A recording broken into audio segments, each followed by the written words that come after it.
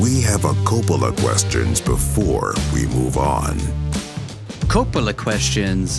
First one right off the top. Was there any symbolism to the Ace of Spades card or to picking a card in general? Did he plan out what he was going to do to David based on the card that he chose? Because that was kind of like Eddie King's thing. Yeah.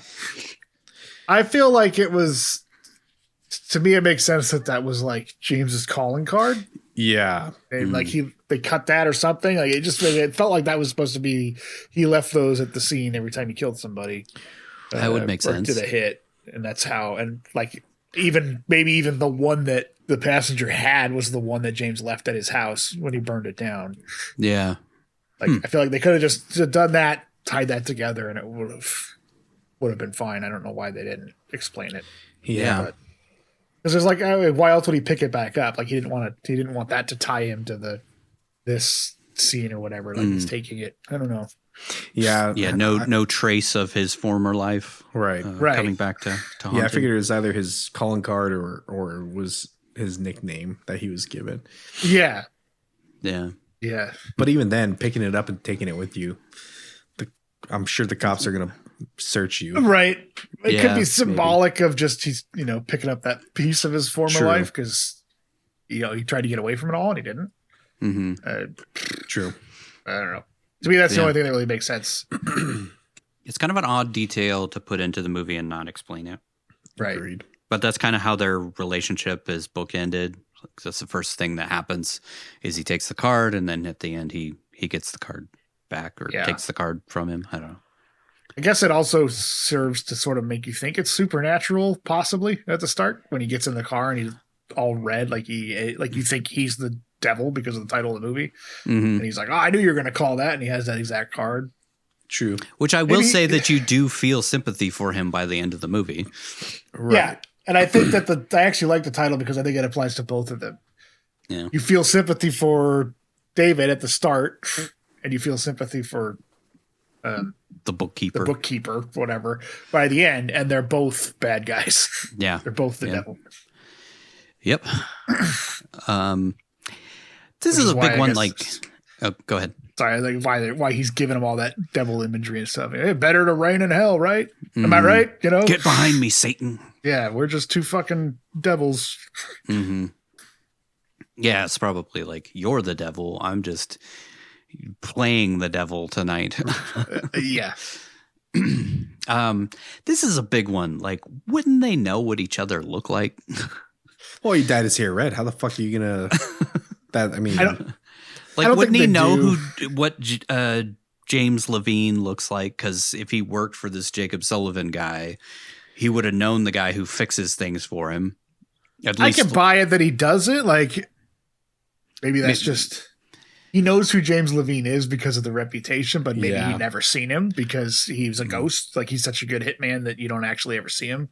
And eventually he pieced together who he was and tracked him down because he said he's been watching him for a long time. So yeah, I'm sure he knew what James looked like, but right. I could buy that James or David, whatever, has no idea what this random bookie looks like who he had to go kill his wife. But I don't know. Maybe he would know because he was part of the hit job sent to kill his wife, but I guess he was just sent to kill his wife, not kill him. So maybe it didn't matter if you didn't know what he looked like.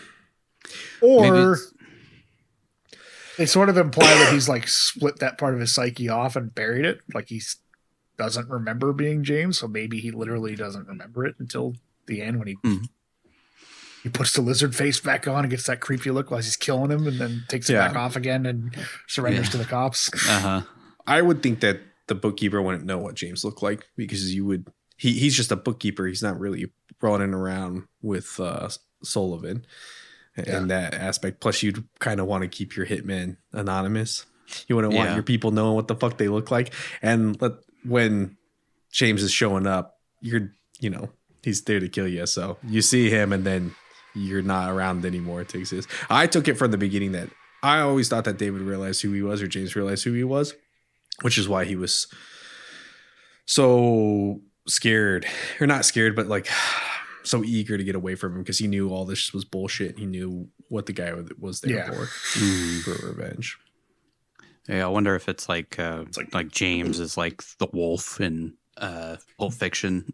It's just he comes in and mops things up at the end, or he's kind of the guy who's just he's the ace up the sleeve. I guess maybe that's what the it's like we could have just done that and just tie it together. I don't know. Yeah. Why didn't the woman in the gas station call the cops or like try and help in any way? She just kind of just got in the car and left. She just fucked off. What happens in Vegas stays in Vegas, baby.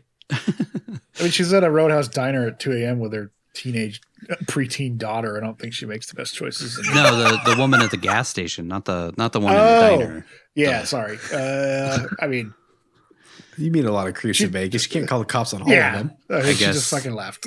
Yeah. I was going to tell him, hey, a guy said sup to me at the gas station and I left. I mean, like, I originally, like, when I watched it originally when it first came out, and then I had to watch it again. And I, for some reason, remembered her, like, jumping in the car and leaving, and then the cop pulling them over, and not the fact that David was speeding. So I thought maybe that's what it was, but I guess not. No. Even if she did call the cops, what do they? I mean, they show up at the gas station and maybe get a description of the car or surveillance video of it, but it's not enough time for them to do it. They're probably not going to do anything. Right. Some guy was weird to me at the gas station. Well, I mean, David did say help me. He did say help me, but yeah. But he's a white male. Right. He can protect himself.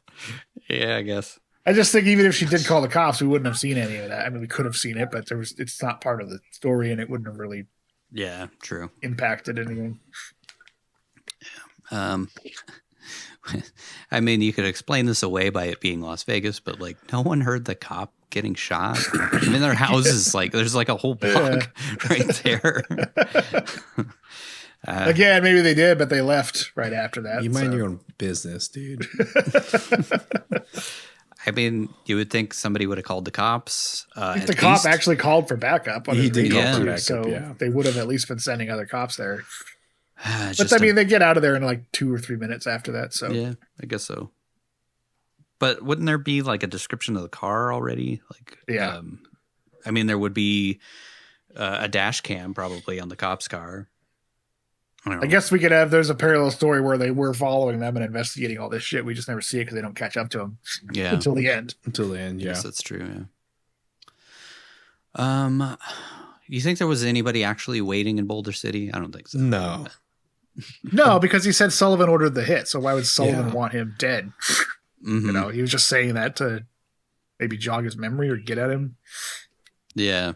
Well, I think he did that to distract him because he's like, oh, he's admitting it, and then he, was able to drive the car off the cliff or whatever. Yeah. Yeah. Oh, maybe. Yeah. I kind of took it to like that. It was real. He just was like, I killed him. I was just doing my job. It's like what he says to the cop. We're about the cop when he kills the cop. Like the guy was just doing his job. Like maybe he was just trying to say like Sullivan told me to kill the guy. I'd kill your wife. I was just doing my job. Yeah. Right. Same with the Nazis. They were just doing their job. Man. That's what Kanye tells me. Yeah. Jesus Christ.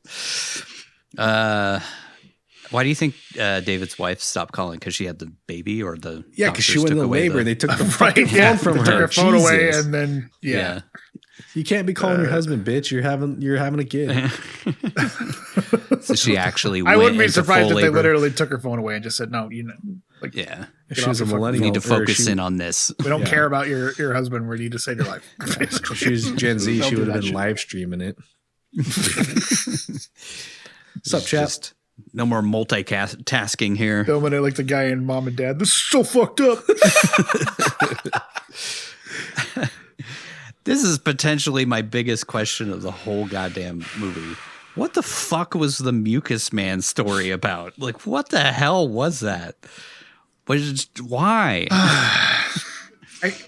Maybe it's a story his kid told him, and like that's how it ties back in. Maybe. I took it as he's having a psychotic breakdown. He knows he was on the verge of death, and this is his last. Like he's finally just broke, and that's why he's going after James now. And so he's just out of his fucking mind, and he's drunk. Yeah, he's just rambling. Slightly drunk through the whole thing. when you look at it, like what's Brian Cox's character in adaptation?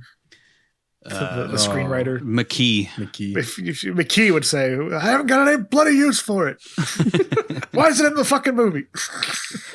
I get the feeling that there was more to this. Like, it's a 90-minute film. Yeah. Usually when you have a 90-minute film, you've cut probably cut. at least 15, 20 minutes out of it. Yeah. So maybe there was some, like, it turns out it was like a story his daughter laughed at when he told her a story. And I don't know. Maybe it was just him reminiscing about his kid that was killed by this asshole that he's trying to kill right now.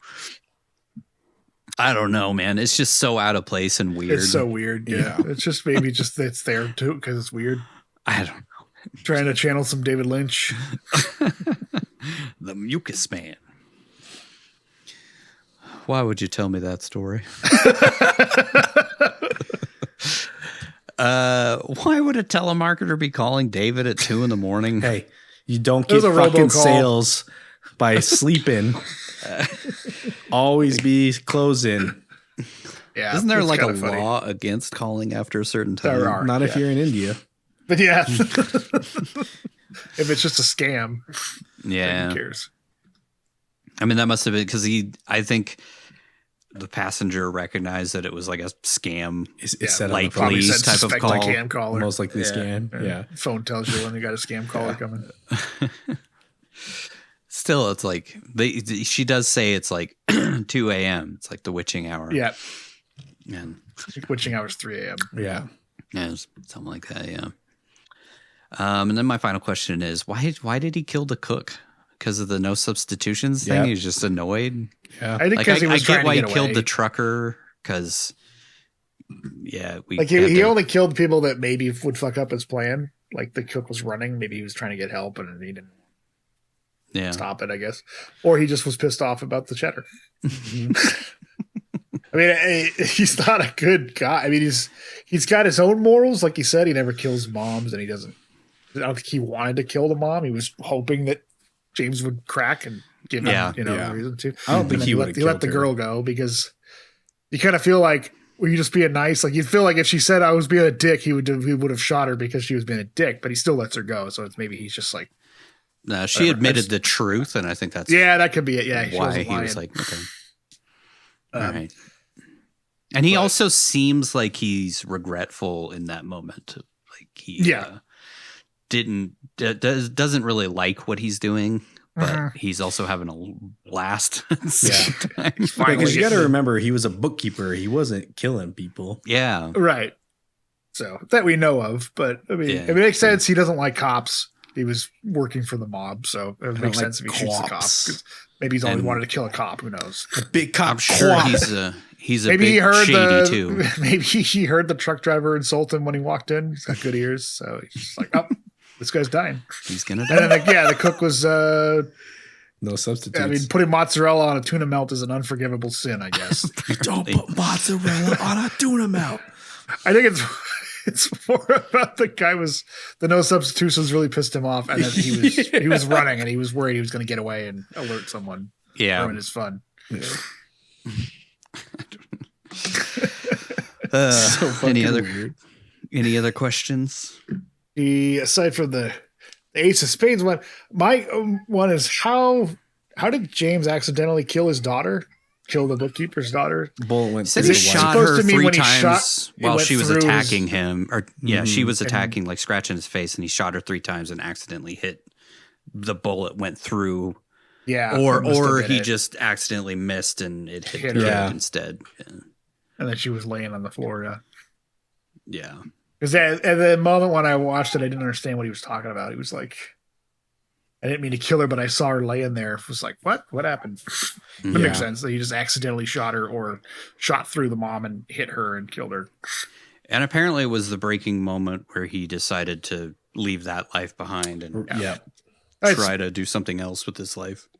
Probably makes a certain amount of sense. Yeah. I can see, I mean, he was just a lizard man, remorseless killer, but he probably still never wanted to kill kids. Like that was off the table for him. And when he did it accidentally, that was his... I'm done with this life. Rock bottom, yeah. Mm-hmm. Yep. Which makes me wonder, like, did he meet Maggie in Boston, like while he was drinking himself to death, or did he just move out to Vegas and maybe he was living a leaving Las Vegas type lifestyle of drinking himself to death, and then he met Maggie? It kind of seems like she knows his past because in the voicemail she leaves him, she's basically like, "Yeah, maybe I know why you didn't show up, or something, and I just hope you're okay.